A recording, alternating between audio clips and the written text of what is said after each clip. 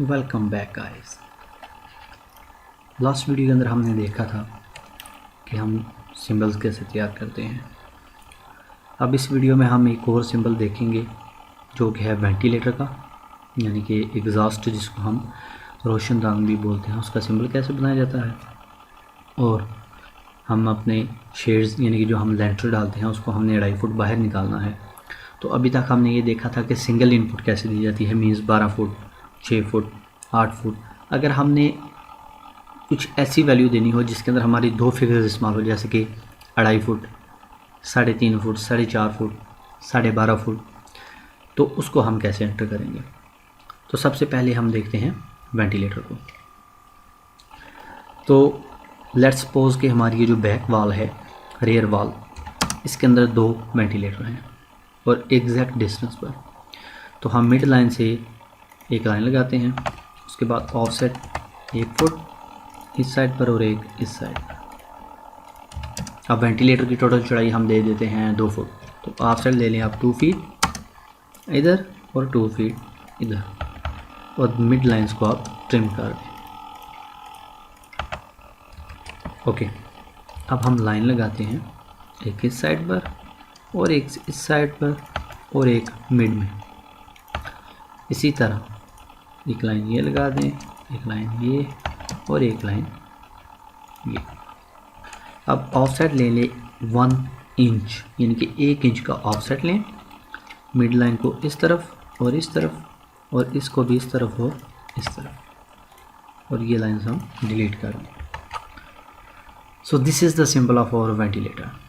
अभी ये थोड़ा सा अनकम्प्लीट है। अनकम्प्लीट मीन्स के इन लाइन्स को हम डॉटेड करते हैं और यहाँ पर फ्रेम भी ऐड करते हैं। तो हम नेक्स्ट स्टेप बाय स्टेप चलते जाएंगे ताकि आप ज़्यादा कंफ्यूज ना हो।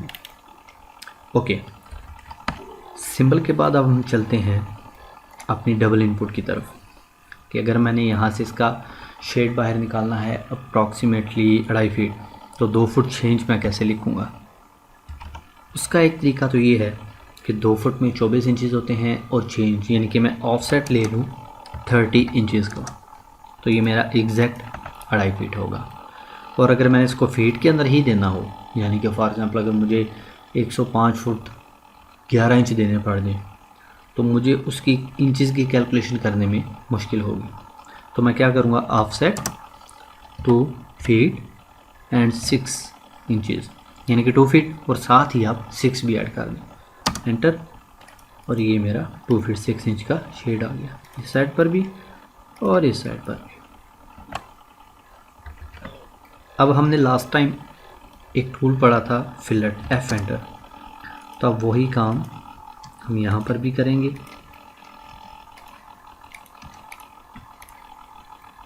तो ये हमारा 2.5 फीट का लेंटर आ गया।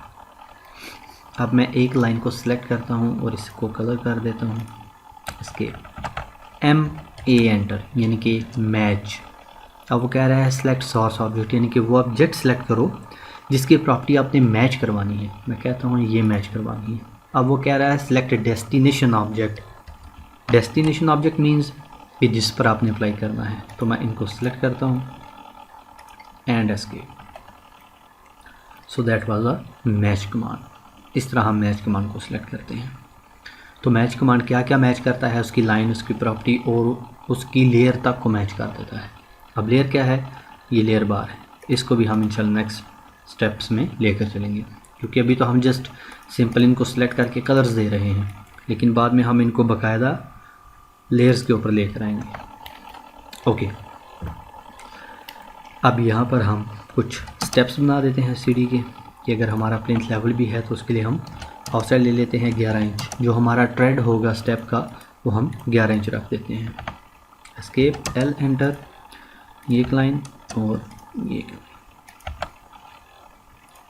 इनको मैं सेलेक्ट करता हूँ और एक colour like this.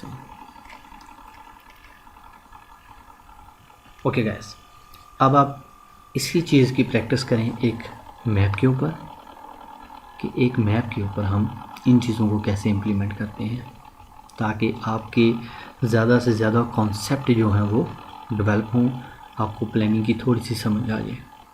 So guys, इसकी आप प्रैक्टिस करें। हम चलेंगे अब नेक्स्ट वीडियो की तरफ, जो कि हमारी रिलेटेड होगी 2 रूम्स अटैच्ड, यानी कि हमने 2 रूम अगर इकट्ठे बनाने हों, तो अभी तो हमने सिंगल रूम बनाया, तो हम 2 रूम इकट्ठे कैसे बनाएंगे। तो हम फिर उनके एलिवेशंस को भी एडिट करेंगे, पहले एक रूम का एलिवेशन, फिर उन 2 रूम्स का एलिवेशन बनाएंगे।